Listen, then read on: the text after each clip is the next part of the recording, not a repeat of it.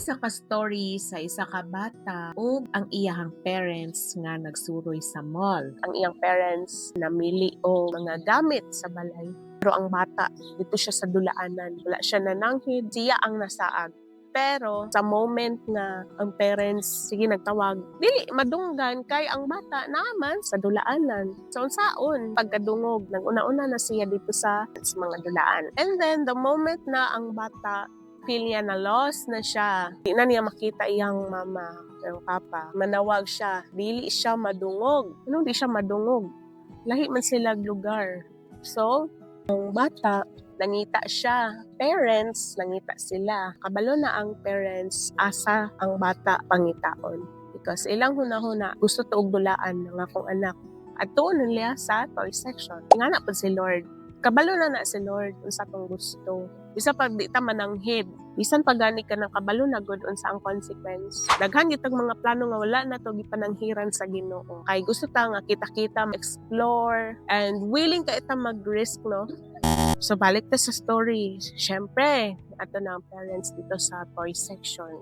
Itawag na nila ang bata. And dito nila nakita, naghilak na ang bata. Sige siyang tawag, paminaw niya, wala siya nadungog. But aware na gyud ang parents nga dito gyud siya makitaan. So, usahay, ang ana ang bata, usahay. Nga na pud ta, ginauna-una nato o pursue ang atong mga pangandoy. Wala nato siyag ubanan. Masaag yun ta. Wala ka nagakuyog sa Ginoo, masaag yun ta. Kung nagabuot-buot ta.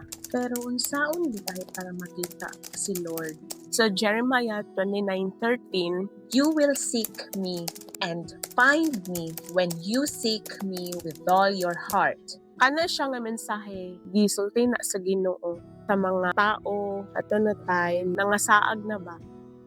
It's because puno na og disobedience ang ilang kasing-kasing. Dili ta exempted, especially this generation. We're all filled with sin, left and right, san asa. Bisan pag wala gani ta nagstorya, makasala na ta sa una-una sa atong mata.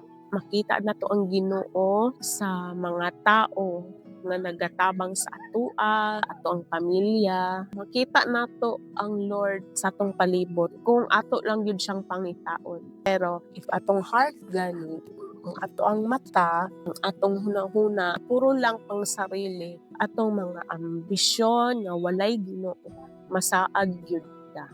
Ang sana to para makita si Lord, wala gani ka nangita. Nangita na si Lord sa tuwa. Wala tag hide and seek ba? Dili ta makaingon nga wala ta nakita sa Ginoo.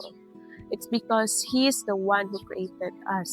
Kung ang bata gani, gunit ra gyud na siya sa iyang ginikanan, dili na siya masaag sa mall. So, kita pod, gunit ta sa Ginoo. Dili ta magpataka og adto sa mga lugar nga wala ang Lord. Kay masaag ta muhilak ra bata. May lang unta og kita makatuod ta unsaon pagbalik pa dong sa to ang Ginoo, but most of us, especially pag wag-ana o gana nga mag-serve God, maglisod na og balik.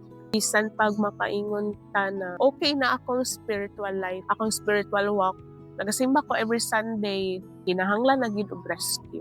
Si Lord ra gid ang atong rescue. He's our refuge, He's our redeemer. So, para ta ma-rescue, keep on calling Him, keep on seeking Him. He said, "Call to me and I will answer you. Seek me and you will find me."